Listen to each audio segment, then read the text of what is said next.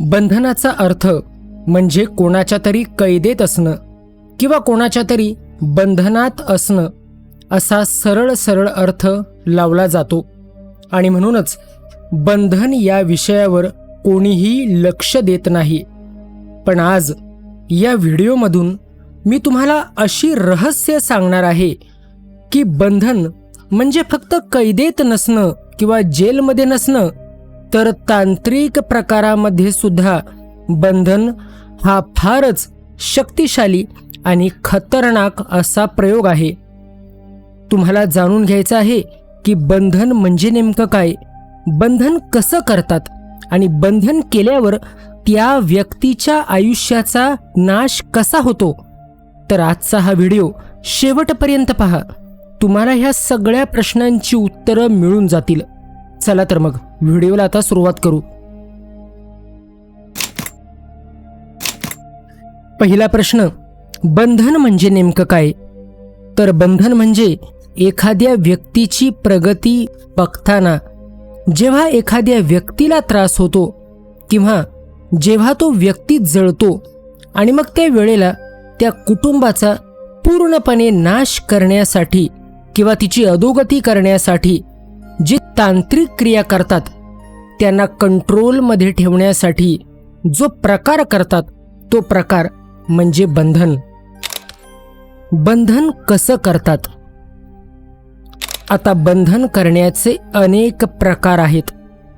ज्या व्यक्तींच्या अंगामध्ये वारं येतं त्या व्यक्तींकडे जाऊन त्यांना विनंती करून बंधन केलं जातं, किंवा जर कोणी मांत्रिक अघोरी ताकदीचे मालक असतील तर अशा मांत्रिकांकडे जाऊन त्यांना पैसे पुरवून सुद्धा अघोरी प्रकार करून बंधन करता येतं, किंवा स्वतःहून एखादी अघोरी विद्या प्राप्त करून ज्या कुटुंबाला त्रास द्यायचा आहे किंवा ज्याचं आपल्याला बघवत नाही अशा कुटुंबाकडे मग तिथं जाऊन त्यांच्या घराजवळ एखादी वस्तू पुरून बंधन करता येतं.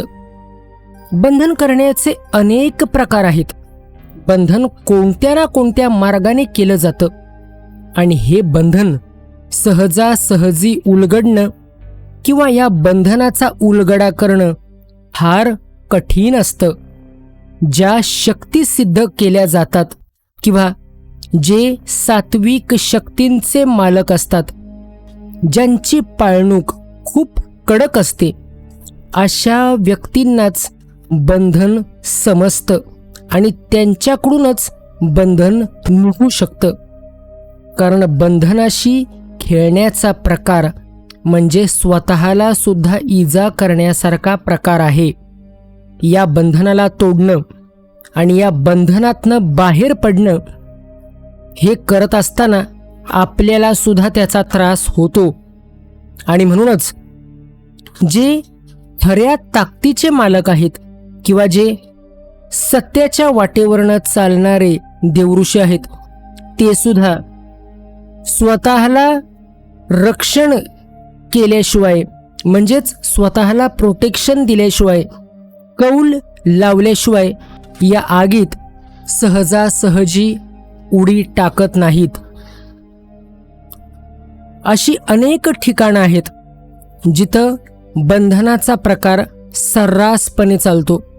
त्या ठिकाणांची मी इथं नावं घेत नाही, कारण हा वादाचा विषय आहे.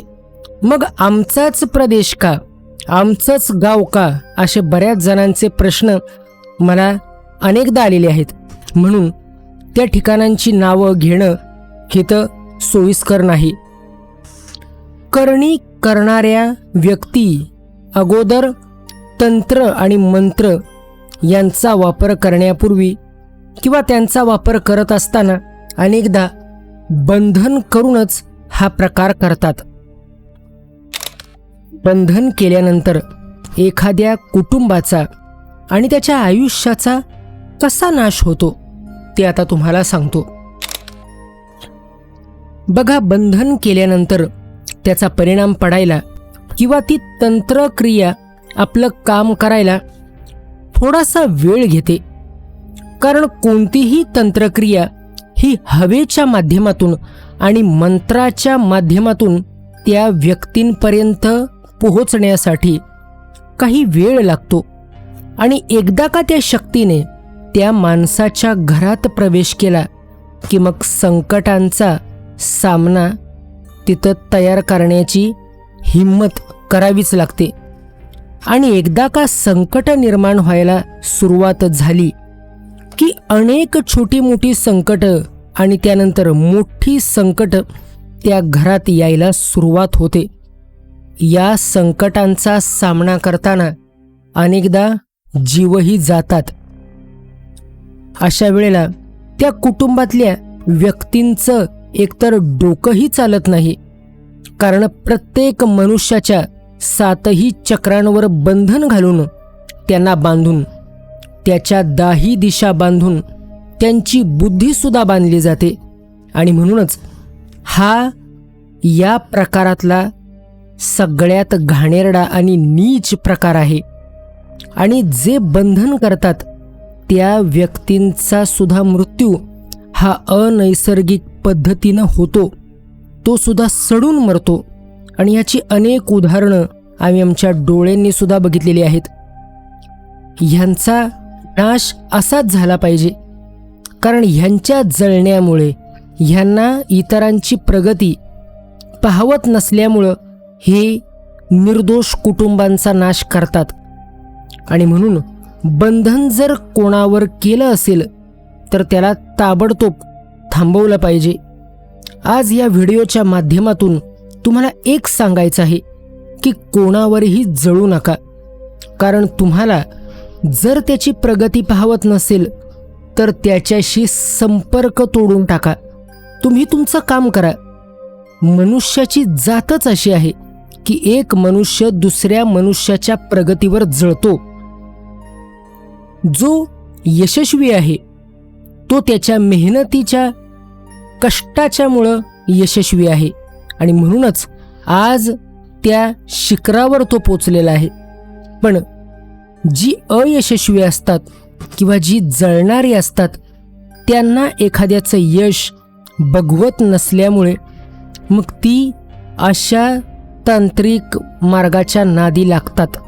पण त्यांना हे कोणीही सांगत नाही की ह्या मार्गाच्या नादी लागणं किंवा इतरांचं वाईट करणं हे तुमचा सुद्धा कुळाचा नाश करत असतो. कारण अशा माणसांना सुद्धा कधीही मुक्ती मिळत नाही आणि तो मेल्यानंतर सुद्धा अनेक यातना भोगतो. हे लक्षात ठेवूनच आणि हे गंभीर परिणाम लक्षात ठेवूनच तुम्ही ह्या आगीत उडी टाकावी. आणि म्हणून यातून बाहेर कसं निघायचं किंवा मार्ग कसा मोकळा काढायचा हे आता तुम्हाला सांगतो. आता बंधन म्हणजे एखाद्याला वाटेल कैदखाना आहे किंवा जेलमध्ये जाणं असा सरळ सरळ अर्थ लावला जातो. काही परिस्थितीत एखादा मनुष्य कैदखान्यात असेल तर तो बंदिस्त आहे असं आपण नॉर्मली म्हणतो.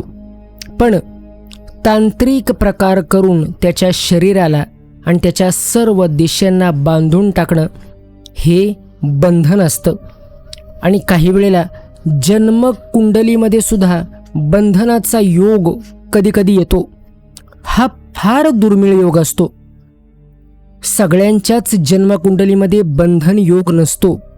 पण जर एखाद्याच्या जन्माच्या वेळेला त्याच्या ग्रहांची दिशा किंवा त्याचे ग्रह शक्तिहीन असतील किंवा त्याचे सगळे ग्रह नीच स्थानात असतील तर बंधनाचा योग सुद्धा तिथं तयार होतो आणि मग ती व्यक्ती अनैसर्गिक शक्तींच्या कचाट्यात सदैव सापडत असते.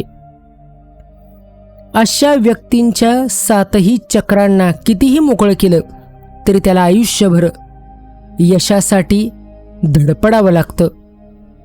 हा झाला नशिबाचा भाग. पण अनैसर्गिक क्रिया करून किंवा अघोरी प्रकार करून जर कोणाला बंधन केलं असेल तर अशा वेळेला एक उपाय तुम्हाला सांगतो. डिसेंबर महिन्याच्या शेवटच्या दिवसांमध्ये म्हणजेच मार्गशीर्ष महिन्यामध्ये जेव्हा पौर्णिमा येते त्या पौर्णिमेच्या दिवशी सफेद रंगाचं चित्रक वृक्ष शोधावं आणि त्याचं मूळ प्राप्त करायचं. त्या मुळाला, त्या झाडाच्या मुळाला डोक्यावर बांधून ठेवलं असता जर कोणी बंधन केलं असेल किंवा अघोरी प्रकार केला असेल तर तो हळूहळू निघून जाण्यास मदत होते. जर कोणाला तांत्रिक बंधन करायचंच असेल, आता बघा तांत्रिक प्रकार फार असतात. ह्या वृक्षाचा वापर करून सुद्धा एखाद्यावर बंधन करता येतं. पण जसं की सुरुवातीला आणि मध्यम वेळेला मी सांगितलं की इतरांना त्रास देणं म्हणजे आपल्या नाशाला आपण स्वतःहून बोलवणं, त्यांना आमंत्रण देणं असं असतं. अघोरी प्रकार करताना स्मशान विद्येचा जास्त करून वापर केला जातो आणि ह्या वृक्षाचा वापर करून, ह्याच्या मुळाचा वापर करून सुद्धा एखाद्याच्या दाही दिशा बांधल्या जातात आणि त्या स्मशानात जाऊन पुरल्या जातात. लक्षात घ्या, शत्रूंच्या ठिकाणी आपल्या डाव्या आणि उजव्या पायाची माती कधीही तिथं लागू देऊ नका. तुम्ही सदैव चप्पल किंवा बूट घालून तिथं जायचं. त्यांच्या घरचं पाणी सुद्धा पिऊ नका आणि त्यांच्या घराजवळ किंवा त्यांच्या वेशीमध्ये डावं आणि उजवं पाय, त्यांची माती त्यांना मिळू देऊ नका. ही एक अट जर तुम्ही पाळलीत तर तुम्ही तुमचं रक्षण करू शकता आणि तुमच्या कुलदेवतेची साथ जर तुम्हाला असली तर तुम्हाला कोणीही बंधन करू शकत नाही. कारण जर कोणी तुम्हाला बंधन केलं तर अशा वेळेला करणाऱ्यालाच उलटा फटका तिथे पडेल.